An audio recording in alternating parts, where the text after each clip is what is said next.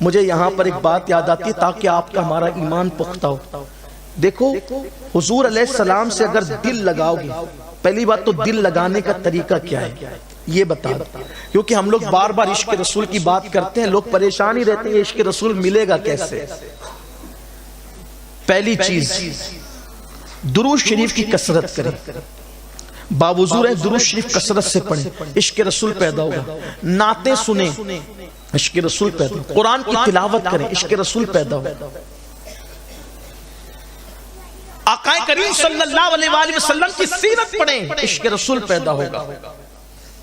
اور لیکن عشق زبانی دعوے والا نہ ہو، عشق وہ ہو اچھا یہ بھی حضور کی سنتوں پر عمل کرے، عشق رسول پیدا ہوگا. کیوں؟ کیونکہ سنتوں پہ عمل کا مطلب کیا ہوا؟ سنتوں پہ عمل کا مطلب کیا ہوا؟ سنتوں پہ عمل کا مطلب یہ ہے حضور جیسے بیٹھتے تھے ایسے بیٹھو، یعنی حضور کی نقل کرو. جیسے مسواک کرتے تھے ویسے مسواک کرو، جیسے کھاتے تھے ویسے کھاؤ، جیسے چلتے تھے ویسے چلو.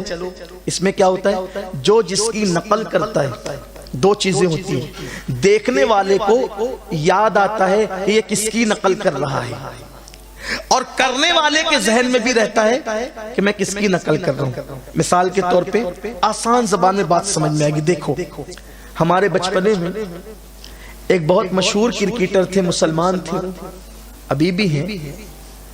تو جب وہ میدان میں دوڑتے تھے اتفاق سے ان کے گلے میں تعویذ تھا، تو وہ تعویذ جب دوڑتے تھے وہ کرکٹر تو وہ تعویذ اس طرح اچھلتا تھا دوڑنے میں.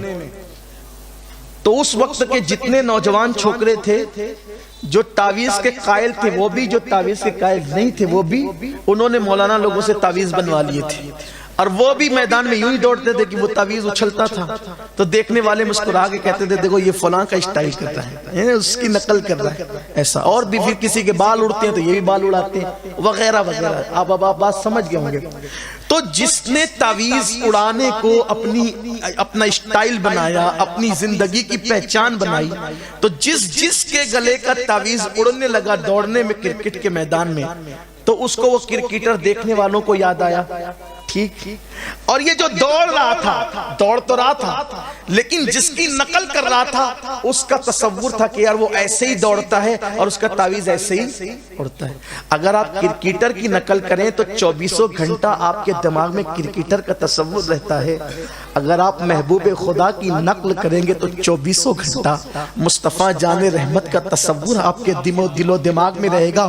اور جس کے دل و دماغ میں اسی لیے تو حضور علیہ السلام نے خود فرمایا سلو کما رأیتمونی اصلی، نماز ایسے پڑھو جیسے مجھے پڑھتے دیکھتے ہو، یعنی میری نقل کرو نماز میں. وہ لوگ بھی کتنے نادان ہیں بیچارے جو کہتے ہیں نماز میں نبی کا خیال نہیں آنا چاہیے، لیکن نبی پاک کہتے ہیں میری نقل کرو. نقل کرنے کا مطلب کیا ہے؟ جس کی نقل کی جاتی ہے نقل کرنے والے کو بھی یاد آتی ہے اور جو دیکھ رہے ہوتے ہیں اس کو بھی یاد آتی ہے. تو نبی پاک کھڑے ہوئے تو قیام ہو گیا، جھک گئے تو رکوع ہو گیا، پیشانی کو عاجزی سے رکھ دیا تو سجدہ ہو گیا. ادائے مصطفیٰ کو اختیار کرو، ہر چیز میں حضور کا خیال رہے گا. اب جس کے دل میں حضور بس جاتے ہیں، حضور کی محبت پیدا ہو جاتی ہے. عاشق رسول کی پہلی پہچان یہ ہے. بات اختتام کی طرف جا رہی ہے لیکن آپ کی توجہ ماؤں اور بہنوں کی بھی، آپ سب کی، کہ جس کو حضور کا عشق نصیب ہو جاتا ہے پھر وہ اپنی مرضی نہیں چلاتا، وہ محبوب کی مرضی پہ کا خیال کرتا ہے. محبوب کو کیا پسند ہے؟ صبح فجر میں اٹھنا پسند ہے تو پھر وہ صبح فجر میں اٹھ جاتا ہے. آج لوگ کہتے ہیں مولانا آنکھ نہیں کھلتی، یار کیا کریں بہت کوشش کرتے ہیں آنکھ نہیں کھلتی. میں کہتا ہوں اگر صبح جم جانا ہو تو آنکھ کھلتی ہے، صبح ٹرین پکڑنا ہو تو آنکھ کھلتی ہے، صبح بس پکڑنا ہو تو آنکھ کھلتی ہے، صبح نوکری پہ جانا ہو تو آنکھ کھلتی ہے. کتنا افسوس ہے نا، اپنے جیسے انسان کی نوکری کرنے کے لیے صبح کو آنکھ کھل جاتی ہے لیکن اللہ کی خدمت میں جانے کے لیے، اس کی بارگاہ میں جانے کے لیے، اس کی عبادت کے لیے ہماری آنکھ نہیں کھلتی. مطلب ہم کیا ہے؟ دعوے بڑے ہیں، دلیل کچھ نہیں ہے. حالات ہم نے کیسے بنا رکھے؟ آئیے تو حضور کا عشق سب کچھ قربان کرنے پہ مجبور کر دیتا ہے. ایک نام ہے ہندوستان کی سرزمین پر حضرت سیدی کفایت علی کافی مراد آبادی رحمت اللہ تعالی علیہ کا یہ مجاہد آزادی تھے، جہاد کا فتویٰ دیا تھا انگریزوں کے خلاف، بہت بڑے عاشق رسول تھے، بڑے عظیم نعت گو شاعر تھے، عالم بھی تھے، سید بھی تھے، بڑے متقی، بڑے پرہیزگار. لیکن جب انہوں نے ملک ہندوستان کو آزاد کرانے کے لیے جہاد کا فتویٰ دینے والے علماء کی تائید کی تو ان کو مراد آباد کی جیل میں قید کر دیا گیا، اور قید کرنے کے بعد انگریزوں نے سزا سنائی کہ کافی مراد آبادی کو جیل میں پھانسی دے دی جائے گی، پھانسی دی جائے گی.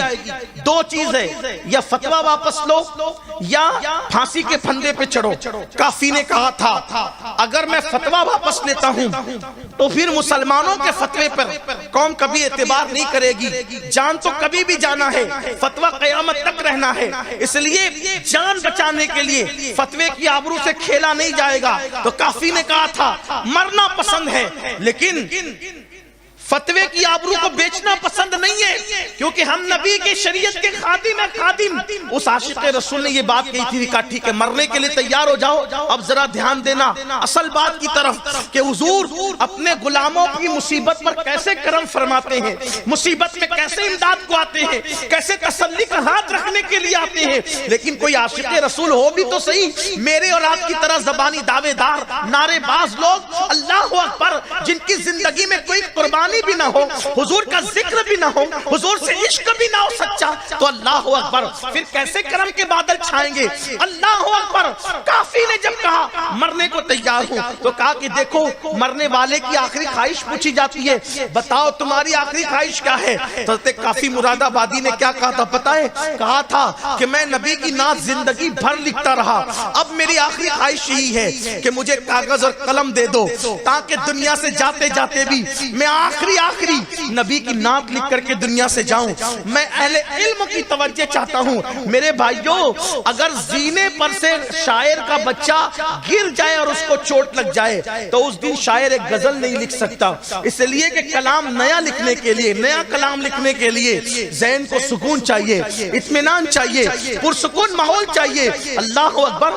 پھانسی کی سزا سنائی گئی ہے، لوگوں کا پریشر بڑھ جاتا ہے، اوسان خطا ہو جاتے ہیں، حالت یہ ہوتی ہے کہ طبیعت ساتھ نہیں دیتی، آدمی سب کو بھول جاتا ہے. لیکن وارث کے مصطفیٰ پھانسی کی سزا سننے کے بعد بھی کہتے ہیں کہ میں نے نبی کی ایک نئی نعت لکھنی ہے، نعت لکھ کر دنیا سے جاؤں گا.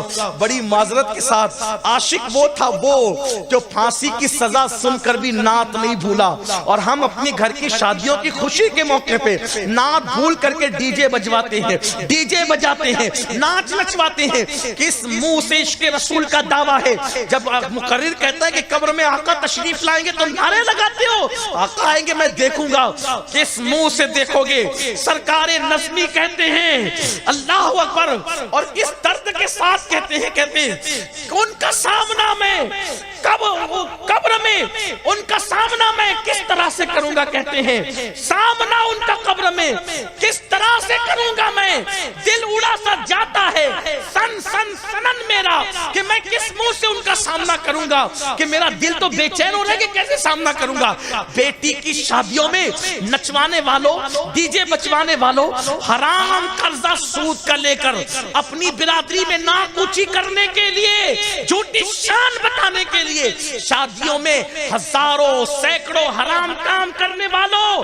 کبھی ہم نے سوچا کہ وہ عاشق تھا، عاشق جس نے موت کے منہ میں بھی نبی کو فراموش نہیں کیا، نہیں بھولا. ہم خوشیوں میں حضور کو بھول جاتے ہیں، خوشی کے موقع پہ آ کر کو بھول جاتے ہیں. ہم کیسے عاشق رسول ہے؟ کافی نے کہا تھا نعت لکھوں گا. بہرحال دستور ہے دنیا کا، آخری خواہش تو پوری ہی کی جاتی ہے.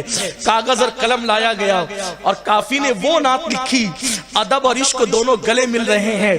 آج بھی کوئی ادب نے، یعنی اردو ادب کی دنیا میں کوئی اس کو عیب نہ نکال سکا. اور عشق اس منزل پر ہے کہ عشق کا جبریل اپنے مکمل سدرہ پر نظر آتا ہے. اللہ اکبر. وہ کلام یہ ہے، کیا کلام لکھا ہے. میرا دل چاہتا ہے کہ کاش یہ کلام عام ہو، بچہ بچہ مسلمانوں کا، سنیوں کا پڑھے. کس شان سے لکھا. کہتے ہیں یقین دیکھیں جاتے جاتے نعت کس انداز سے لکھی جا رہی ہے. کوئی گل باقی رہے گا نہ چمن رہ جائے گا، کوئی کوئی گل باقی رہے گا نہ چمن رہ جائے گا، پر رسول اللہ کا دین حسن رہ جائے گا، پر رسول اللہ کا یہ دین مٹنے والا نہیں ہے۔ مسلمانوں ہم مٹ سکتے ہیں، اسلام نہیں مٹ سکتا، اس لیے کہ بدر میں نبی پاک نے اپنی انگلی سے نشان بنایا تھا، عتبہ مرے گا، شیبہ مرے گا، یہ مرے گا، وہ مرے گا، لیکن گھوڑوں کی ٹاپوں سے دھول اڑی، اونٹوں کی ٹاپوں سے دھول اڑی، لیکن حضور نے جو نشان بنایا تھا، اونٹ کی ٹاپ بھی، گھوڑوں کی ٹاپ بھی، جنگ کا گرد و غبار بھی، میرے آقا کا بنایا ہوا نشان نہیں مٹا سکے۔ نادان ہے جو اسلام مٹانے چلے ہیں، جب نبی کی انگلیوں کا نشان جنگ کا غبار نہیں مٹا سکتا تو نبی کے لائے ہوئے دین کو دنیا کے حکمراں کیسے مٹا سکتے ہیں؟ یہ دین نہیں مٹے گا، لیکن یاد رکھنا اگر ہم نے دین سے بغاوت کی ہمیں مٹا دیا جائے گا، اور ہماری جگہ کافروں کو ایمان کی دولت دی جائے گی اور ان کو لایا جائے گا۔ دین ہمارا محتاج نہیں ہے، مسجد آبادی کے لیے ہماری محتاج نہیں ہے، کعبے کی آبادی ہماری محتاج نہیں ہے۔ سنبھل جاؤ، سنبھل جاؤ گناہ کرنے والوں، سنبھل جاؤ، شراب کی اڈوں پہ جا کر قطار لگا کر شراب پینے والوں، سود اور زنا کو عام کرنے والوں، قدرت ان قوموں کو مٹا دیتی ہے جو قوم اللہ سے بغاوت کرتی ہے، اور ایمان اسلام محتاج نہیں اپنا، اللہ کافروں کو ایمان کی دولت دیتا ہے۔